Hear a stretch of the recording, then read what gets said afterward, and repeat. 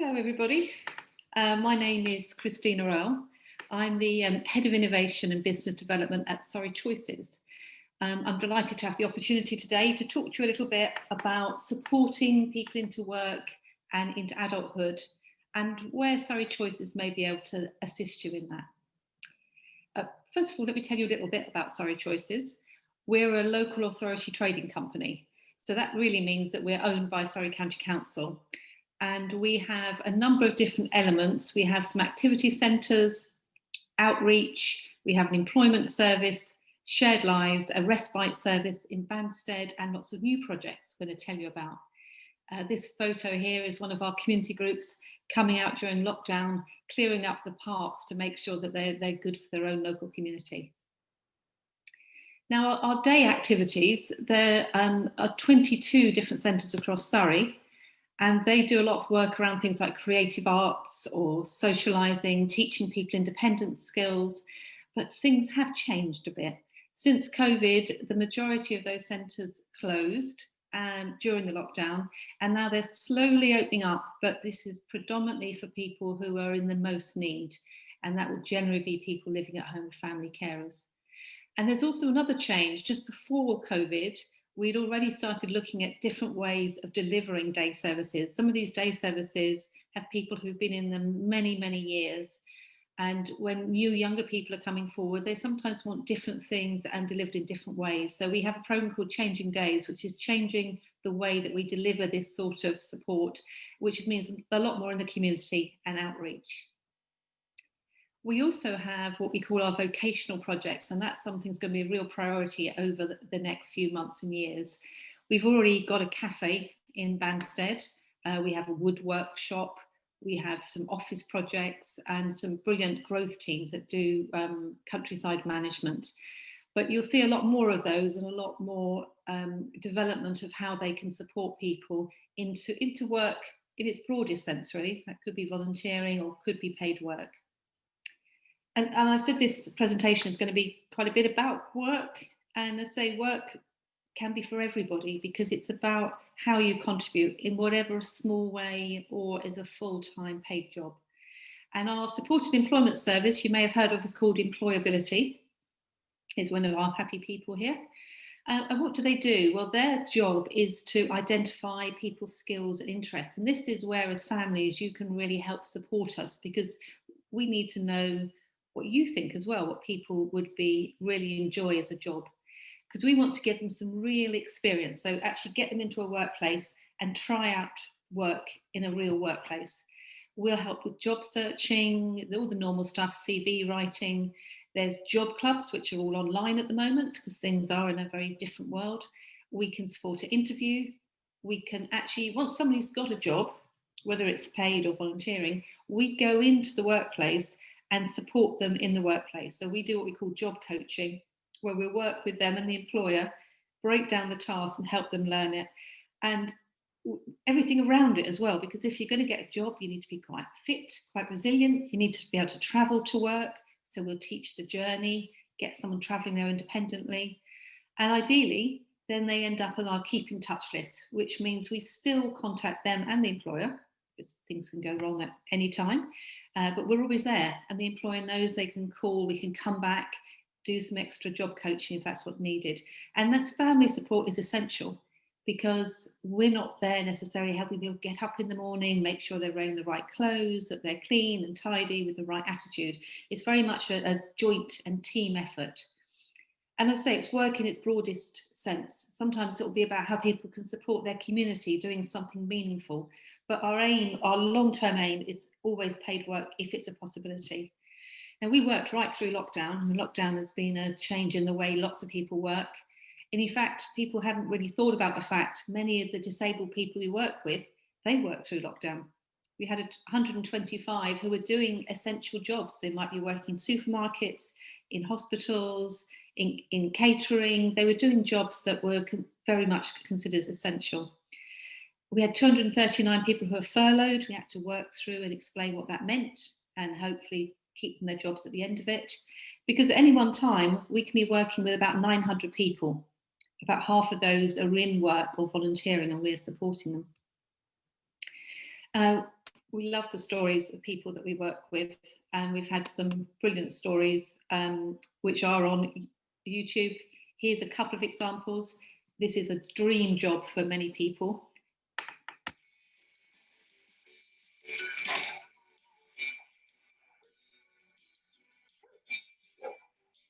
My name's Rebecca and I am working at British Doggy Daycare. I get to be around with different dogs. They can be really shy and really happy to see you. Rebecca is passionate about dogs. You can teach anyone to look after a dog, but you can't teach them to have a passion. And Rebecca has a passion for dogs and animals in general, so we spotted that immediately. In the future, I think I see myself working with animals because I like being outside in the fresh air, learning how to deal with situations. She's always here on time, she's reliable, she's trustworthy, she's responsible. She's so much more knowledgeable about dogs, her confidence has grown, and you can tell that she really enjoys being here. To other employees, I'd say go for it. We've got some fantastic staff here, and hopefully Rebecca's going to join us. She's as committed and professional as the rest of the staff here. The advice I would give is follow your dreams and see where the path takes you.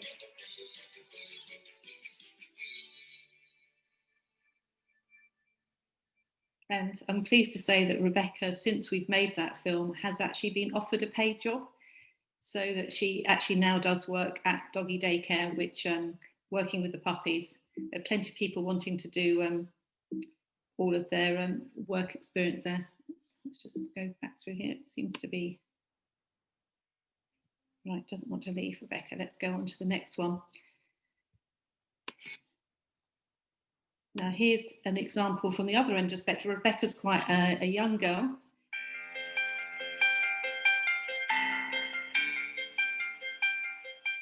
My name is Shane. I work at Premier and I'm a drug research assistant. My job role is to sanitize the counter, store hand tools, and then put the delivery away, enter the skip, and then serve customers. So our customers use our customer service and make sure customers get the right check, make sure we get the right things for them. My favourite thing about working here is serving customers. I'm Sharon, I'm a retail manager for Arma. Shane has been with us for the last 2 years. His confidence improved, his customer skills, tin operation skills, they're all very good. They're very proud, yeah. He deserves it. Oh yeah, I was out of work for 9.5 years and I was very happy to get this job here. This job here is maybe more confident than I used to be. When I'm on this award, I feel very excited and pleased to offer my first award. Happy.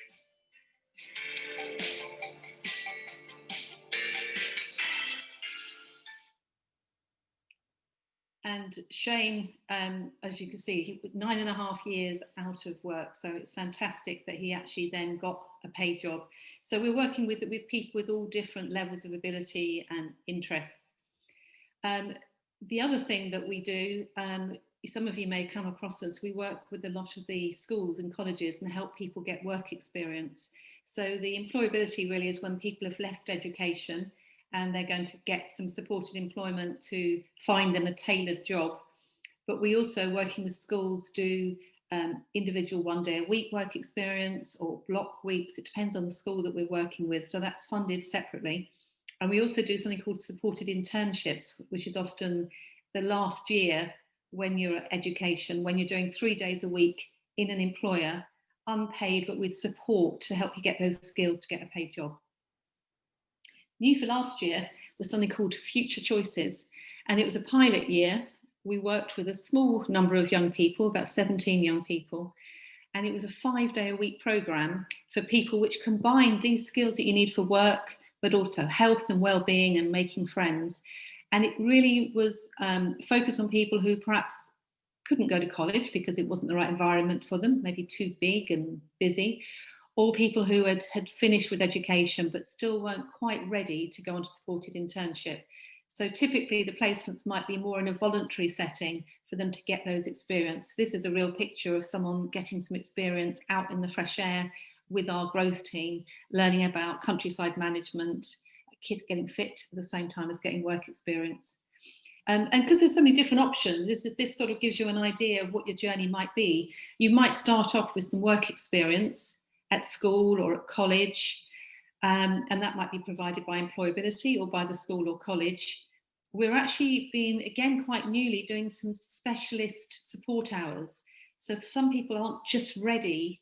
You know, if you've got somebody who's got extreme anxiety and is in their bedroom and is struggling to even come out of their bedroom, we can't put them straight on a 5-day programme. So we can work with the SEND team to get some individualised hours of support. And that could be just breaking down those barriers, literally learning to get on the bus, going out for a coffee, just getting people back into their community. Future Choices, which is what I mentioned again, that's your 5 days a week. You've also got supported internships, which will often be follow on from the Future Choices, and then supported employment. But you might start your journey at any point along there. And of course, if you find paid work, you can leave. Our focus is making sure that you're ready for the future. So we're not going to keep you there for another year just because you've got a paid job. We're not all about employment. We also have other options which might be of interest. Shared lives, people tend to think of that, oh, it's like adult fostering. We've already got a family. But actually, it's not just about long-term arrangements. They'll do respite, maybe just odd days or a weekend in regular weeks. And that gives you some support in the local community. They can work on the skills that the young person needs, but it also gives carers a break, particularly if it's day support.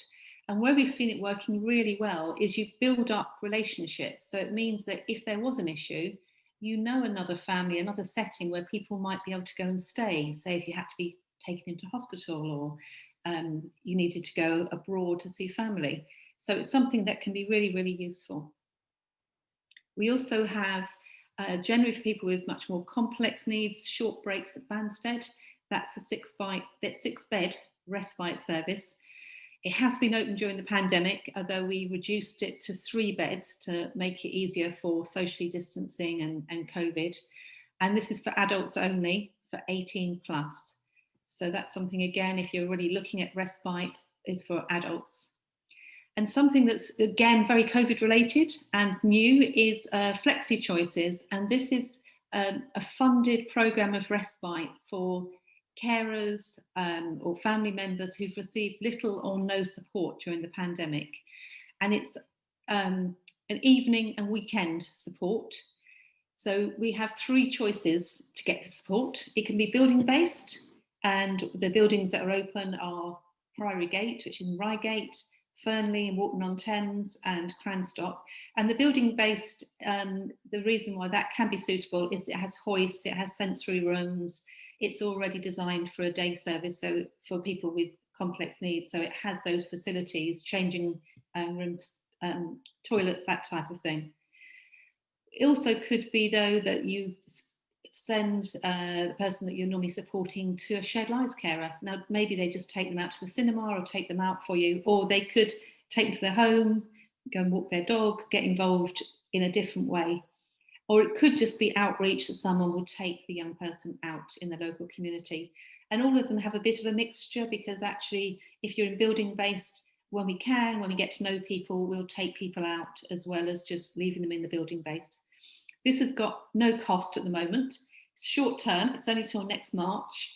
It's very much based on interests and needs, but all referrals, if they come to us, have to be agreed by adult social care. So it will generally be people living with family carers who are struggling. People get offered a trial day, and then you'll get 6 weeks with a review for any additional hours. And if we've got availability, but this has proved very popular, as you can probably imagine, then we may be able to look at how we extend that. And the priority is for people with family carers, and it must be approved by the social care teams, but we can do that for you if you send the referral through. A couple of other things that we've been doing over this COVID time is digitise the visits. So we found a lot of stuff's online. Fantastic if you can do it, but a lot of the people we work with either didn't have the equipment or the skills. So we had an award-winning programme it's been nominated, shortlisted for an award. Well, our job was to break down barriers, and it could be people need kit, but often it's about helping set up the Wi-Fi, understand what a Wi-Fi is, understand how to get onto a Zoom call. So this digitiser project was for Surrey Choices customers. We did get some funding from the Community Foundation for Surrey, some support from an IT company called Project 5. It was a really community feel, and it's still going because it's been so successful. We've currently helped 100 people to get online. Also, we obviously need to do internet safety, but it's been a really useful project. And something again new, which might be of interest, this is our latest pilot. It's called Travel Choices. It's for young people, age 11 up, or up to 24 if they have a EHCP. And it's really helping people travel independently. Now, the fact it's to school is almost irrelevant because it's about how do people get around in their community. Because once you can travel to school independently, you can travel to the cinema, to see your friends, to get a part-time job. So our role is to help break down the barriers. We can even fund if you need a bike, a travel card, all of that can be funded as part of Travel Choices. And it's working with families and young people to find them with a more sustainable way of travelling. It's a pilot, so at the moment it will be very limited numbers and we're getting those through Surrey County Council, but if this works, this is something that will be rolled out across the county. We are looking for travel coaches as well, so if you or anyone you know would be great at teaching someone how to cycle to school, catch the bus, walk independently, do let us know. But we're aiming to get 50 young people into a more sustainable way of travelling. And that's me. So that's given you an idea of who Surrey Choices are and what we can do. We're always open to give you advice and support if you want more information on travelling. If I just stop my sharing. So I hope that's useful. I know there's going to be a question and answer that we'll be able to answer any particular questions you've got, but we have a very friendly team of people who will be able to answer any questions you have on any of the things I've talked about today. Thank you.